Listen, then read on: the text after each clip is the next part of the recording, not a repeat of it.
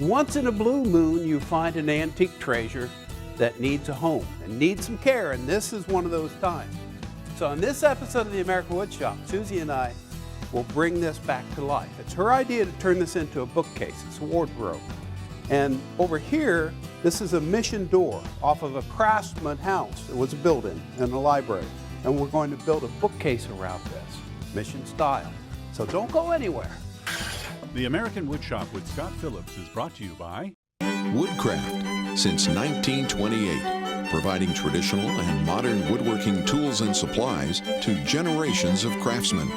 Woodcraft, helping you make wood work. Craig, from the first cut to the final assembly, providing woodworkers with products that help simplify woodworking challenges. Craig.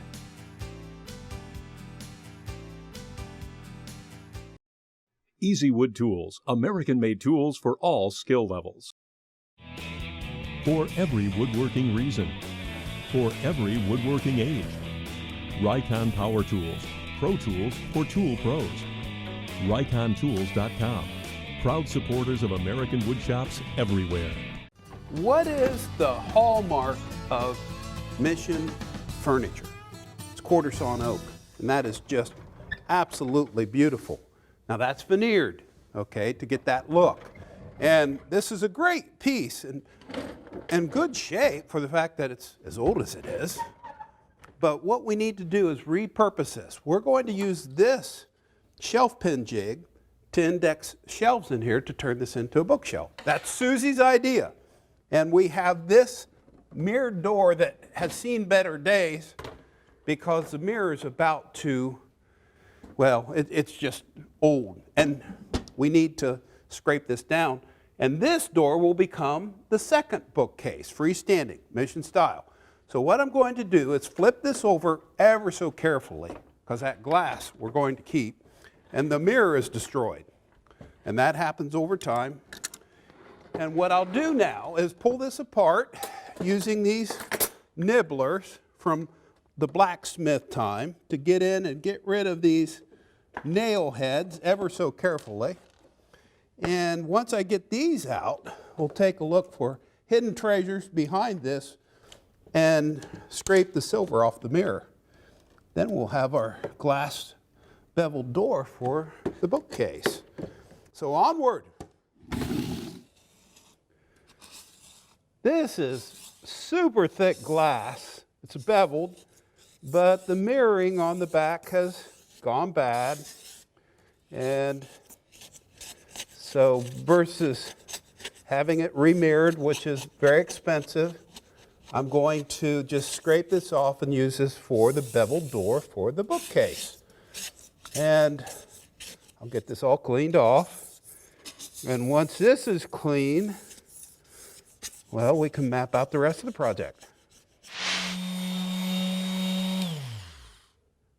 To save time, we've zoomed ahead, and it took me about 2 hours to scrape the silvering off, and then I used this rotational sander, random orbital, with a nylon disc on the bottom. That's peel and stick, got it at my local woodworking store, and that buffed this to a wonderful sheen.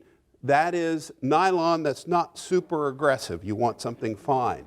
And then what I did to save time, I used clear silicone in a caulking gun and laid a bead down on the wood, set the beveled edge down, and then pressed a bead around the outside edge as well and let that cure out. And the way that does, well, I think you'll agree, that's just beautiful. And it's there to stay. Use silicone, not the acrylic caulk. This is much more durable.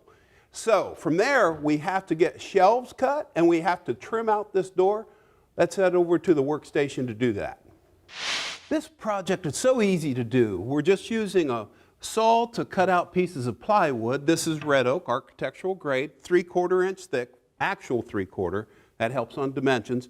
But I want the grain pointing up in the back of the case. And here are the two matching sides that are 58 and 1/4 inches long. And what I've done is I've trimmed this all out so the door just fits right in there with 0 mortise hinges. And without having an army load of tools, I'm going to give you options today. Do not trust a drywall square. They are never square. You can use that straight edge, but make sure it is straight when you lay out your lines on the red oak plywood. This is 3/4 inch thick. That's an inch thick piece of foam that's on this workstation here. And so what I can do underneath that is a sacrificial piece of flat tongue and groove sturdy floor that helps to support all of this, keeps it flat. 58 1/4 inches up is a straight line, and I measured it on the opposite end. I did not use this unsquare square to lay that out. So now what I can do is cut the back piece and the two sides to the cabinet for the mission style bookcase we're going to build. And what I need to do is lay this edge of this track for a track saw right on my cut line. And what that does is gives me the precise cut right to the line without tear out, because there's a non-tear strip right here. So I bring up the track saw, get it positioned so that when it's on the track properly, the hose and the cord glide on this back cradle so it doesn't pinch during the cut. Whatever you do when you're using any tools in your wood shop, be sure to read, understand, and follow all the instructions that come with the tools and products you use. Work safely. Safety glasses, hearing protection. And when I cut plywood by using this sort of saw, the dust extraction gets that nasty urea formaldehyde glue. So I'll make the cut. This will plunge through the plywood and get just a little bit into the insulation board.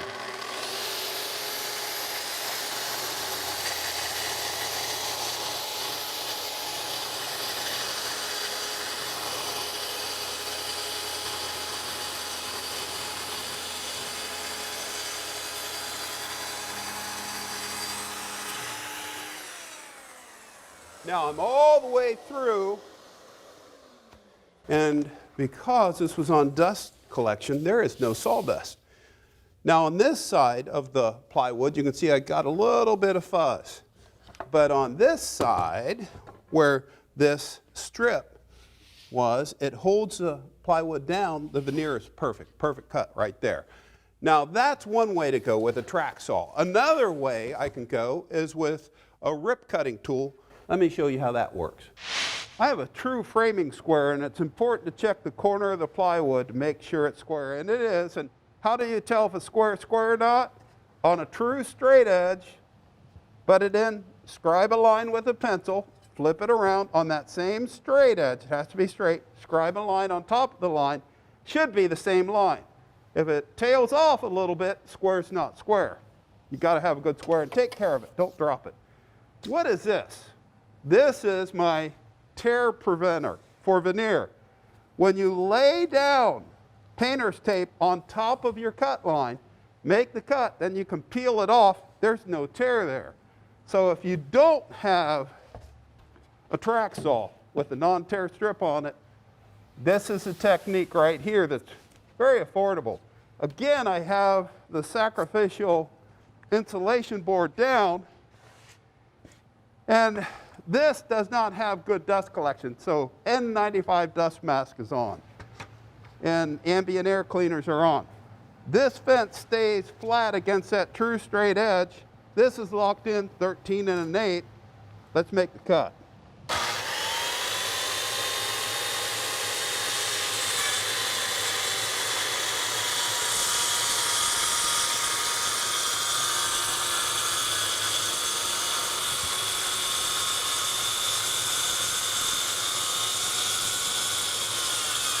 At the end of the cut, don't get in a hurry. Let that blade come to a complete stop before you raise it. And the proof is in the pudding. No tear out there on that beautiful veneer. So that's how I cut the back board and the two side boards. Now what I'll do is use exactly the same process to rip down the top and bottom boards, a middle shelf board to frame up the center of the case, and 3 adjustable shelves, and a couple shelves for the other bookcase as well. So just take your time to make those cuts and wear that dust mask. These are the top and bottom work pieces to the case, and so that's the best face on the bottom. And what I've done on the bottom of the bottom workpiece is I cut those pockets using the pocket hole jig.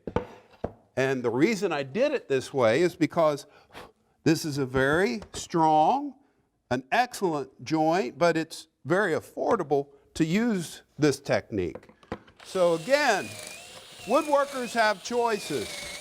And my choice on certain projects, especially like this case, is keep it easy, keep it simple, and keep it affordable, for goodness sake. So I'll drill all the pockets on the unseen surfaces of the top and bottom work pieces, and then it's on to the backboard. This is the back of the case, and about every 10 inches, I'm running a pocket for 1.25 inch long coarse screws. Why coarse? Well, this is plywood, and that's what it's called for. And use the right screw for the job. That's very important. And the screws are self-tapping. So now, 2 more holes and on to assembly.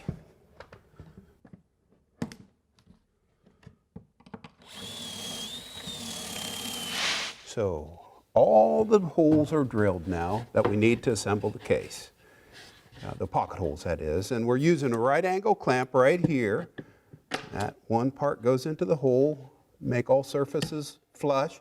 The outside edge, or the front of the case, is right there, flat to the insulation board. And now what I can do is use the screws, 1.25 inch coarse, self-tapping, to draw this all together. And that's got a clutch on it. It's an electronic clutch, and it stops the screw from stripping out the mating surface. You know what amazes me? With so many good tools out there and innovations like this, some people still say that this is not a lasting joint. Well, I know one thing. I'll be signing this project because this will be around 100 years from now. Whatever you do, sign your work, put your name on it, date it. So down the road, those people that really are curious will have that. Now do the same on the 3 other corners. Draw everything nice and tight.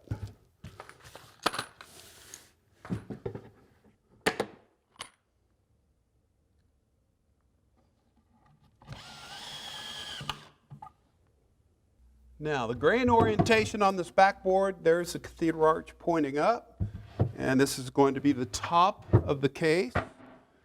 And I work this in, and watch your fingers here, because seriously, that would be bad if you got them in there. Now, I use the square cut workpiece to square up the entire case assembly. And once it's square, I can clamp it in place and then finish by drawing, make sure that's flush, that is, everything together wherever there's a pocket on the back. And this surface here gets counterbored, and screws go straight into the top and bottom, and that's rock solid.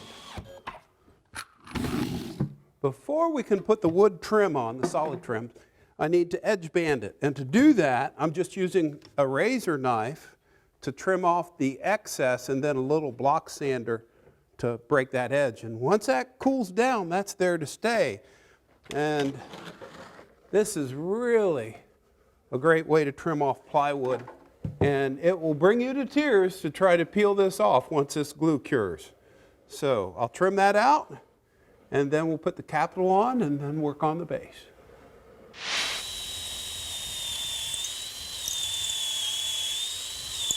I'm using a different technique to cut the pocket holes on to these thick work pieces.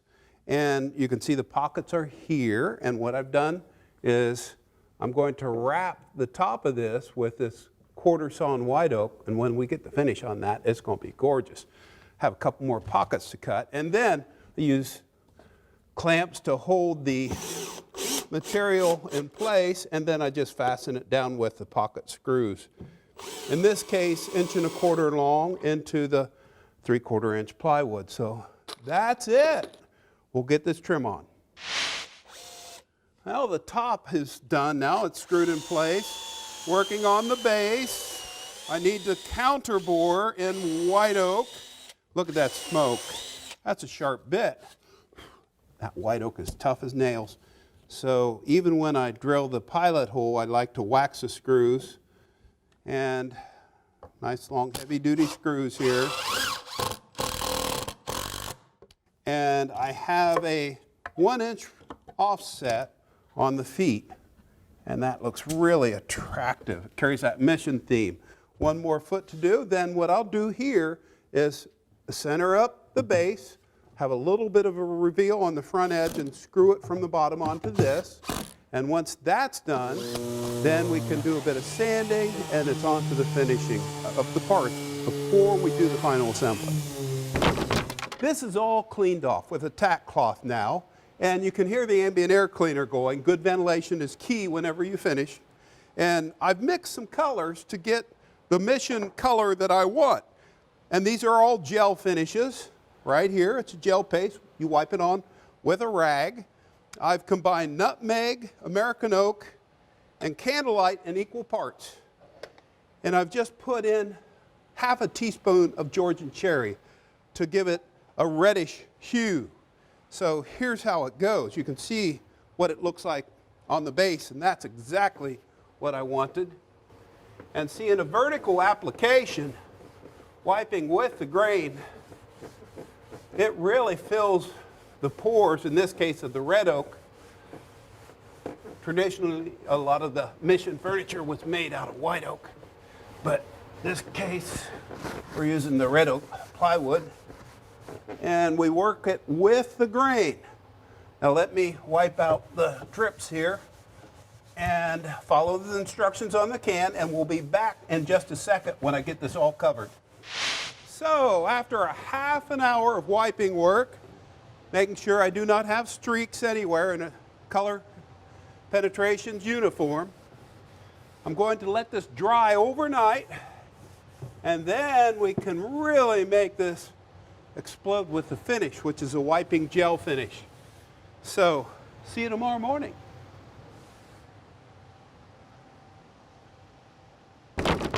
Well, good morning. It's a new day in the wood shop, and I use a white nylon pad to just buff this out. You can see the stain is dry now.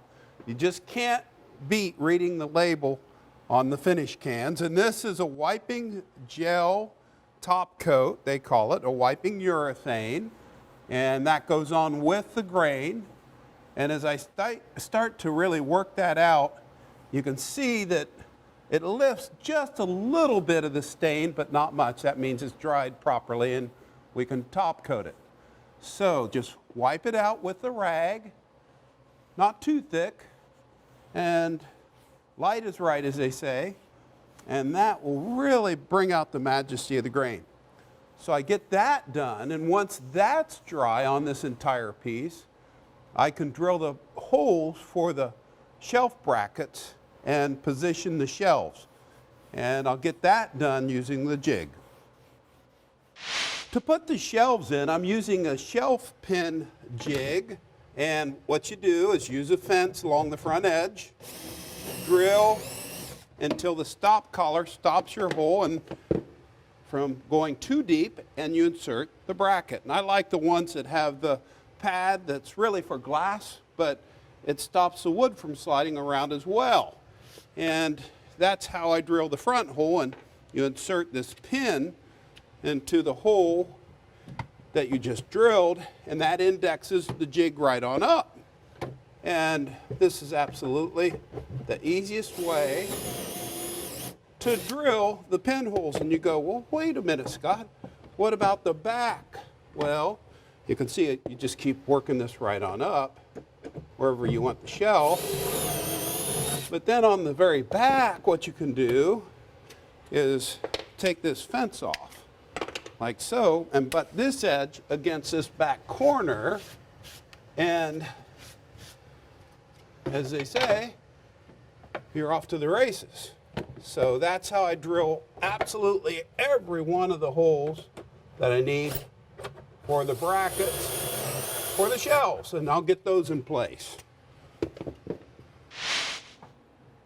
So the beautiful thing about being able to adjust these shelves, you just slide the pins down to a different level if it doesn't work for the door that you have. And remember, this is a upcycled door, and I like the shelf spacing right there. That's pretty, looking good. And so now the finishes match up very nicely. We're using this type of zero mortise hinge that matches the finish, mission style. And what I've done is I've gone ahead and fixtured this to the door frame, and then this part actually goes right here. So to do that, up and on, and I've pre-drilled the starter hole to get the spacing the right way. Let's see how this all works out. Drive this in, do the same in the bottom, and then I use a Vicks bit to countersink the remaining holes and put the screws in to carry the load of this heavy glass door, and then we swing it for the test fit. Looking good. We need one final finish strip. For the lock set to work properly and to stop the door from jamming back, I'm going to nail this strip in so that it works very nicely with this micro pinner, 23 gauge, and I defy you to even see where those pins are. So this is a great tool for putting in small pieces like this. Compressor just kicked on, and let's do one thing here as that compressor kicks off, and that is lock the door. Nice. Okay, I'll move this over to the other side of the shop and we'll finish the other case as well. This is always a very nervous moment for me because I built these things, they were her idea. How'd I do? I like it. I love you really matched up the door. I like the neat old door with the new cabinet. It's going to look great in the library. Okay, and it latches in and locks, okay. Good job. So, I like it. Great for books. Now on this piece, it's really more of a side-by-side now with the glass door instead of a wardrobe. And the shelves are so deep, you know, it would be great to display crystal. Now the one thing, the finish was original and I wanted to keep it that way. I used furniture cleaner on a good cotton rag on a finish only, never on bare wood, Right. to really bring back the finish. After all, it has a lot of character. I wouldn't want to strip that off of there. It has a lot of age. And again, on finish, never bare wood. Orange oil is a great way to keep the sheen up and keep it clean. So those are two wonderful products to use on furniture. And then if you look at the shelves here, these are notched, and I notched that out at the bandsaw. Just used a 3/8" blade and carefully made my cuts to notch that around these side panels. So when I put this up and on the shelf pin brackets or supports here, it actually locks each shelf into the case. So easily this will carry 75 pounds per shelf. Yeah, but the way Okay. you lit it's really going to make a beautiful display case. Have to do it from this direction to work with the frame assembly of the door. Okay, so we get the shelves in here, and then we can talk about the art glass or stained glass in the back that I've added as an accent. And the way this works, it hangs off of hooks in the back, and I'll ease this out because I want everyone to see a wonderful option for lighting. This is LED strip light by Hafele. And you cut the strip you need to whatever length you want, with it unpowered, of course. This is all 12 volt. And then you just clip it on right here with this wire connector. Yeah, and it's just peel and stick. We use it all the time. And it really is a low heat type of light. For LEDs, you just can't beat it. They have two different color temperatures, a bright and a softer one. But it all comes in and it's taped in place up and around, and you press it hard so that it's there to stay. And this is really the ultimate way to light things, especially display cabinets. Brought it down and around, and again, with it unplugged, we can cut it to length. So there you have it. Wonderful projects from the Love it. American Woodshop. Easy to work with. Hope to see you next time. It's bandsawn boxes. See ya. Woodcraft, since 1928, providing traditional and modern woodworking tools and supplies to generations of craftsmen. Woodcraft, helping you make wood work. Craig, from the first cut to the final assembly, providing woodworkers with products that help simplify woodworking challenges. Craig.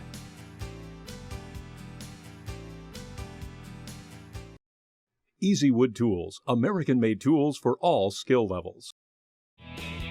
For every woodworking reason. For every woodworking age.